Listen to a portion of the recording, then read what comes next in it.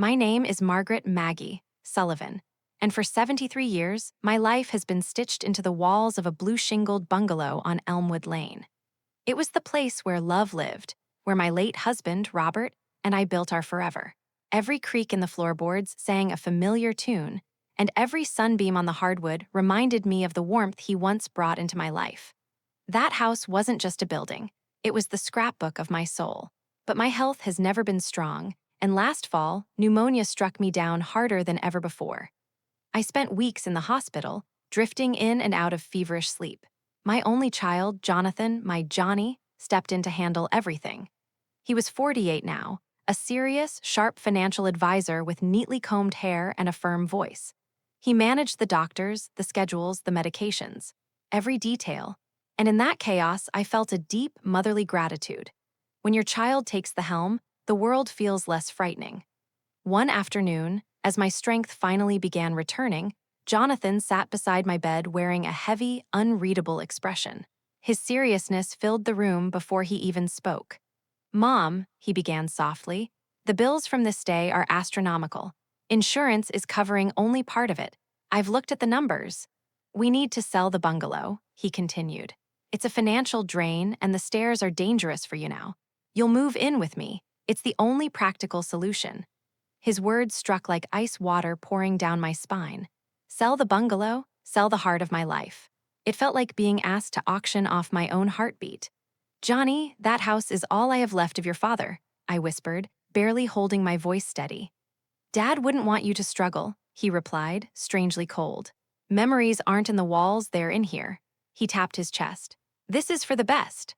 I searched his eyes, the same childlike ones that once sparkled with imagination, but now they held something unfamiliar, something hard. Against my fear, I nodded. A mother's trust is fragile, yet I gave mine anyway.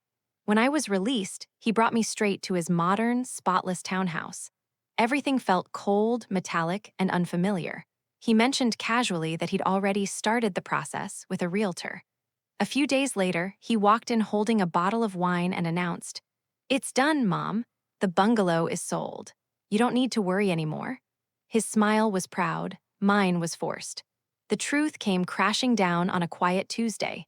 I was in his office looking for a pen to sign a care form when I found a thick envelope tucked under some financial journals. My heart stopped as I read the label. "Welcome package and keys, 47 Elmwood Lane."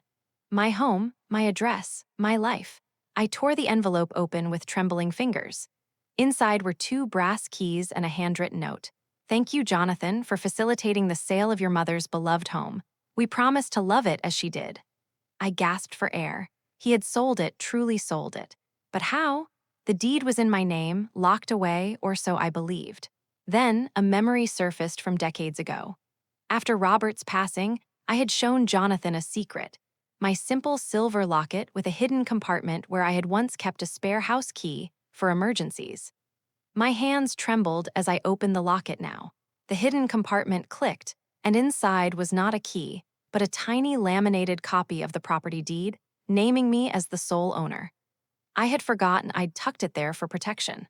Jonathan had used my trust, my illness, and my vulnerability. He had used that key, pretended to be my agent, and orchestrated an illegal sale. That evening, I placed the welcome package and tiny deed on the coffee table like courtroom evidence. When he walked in, I said quietly, "Jonathan, we need to talk." His face drained of color when he saw the items. "Mom, I can explain," he stammered, but I stopped him. My voice cracked as years of love broke apart. "You didn't just sell a house, you sold me." I held up the tiny deed. "You made a mistake. The legal key was always with me. The sale is fraud. My lawyer will fix this." He lowered his gaze in shame. And in that silence, I realized the hardest truth. I might win my home back, but I had already lost my son forever.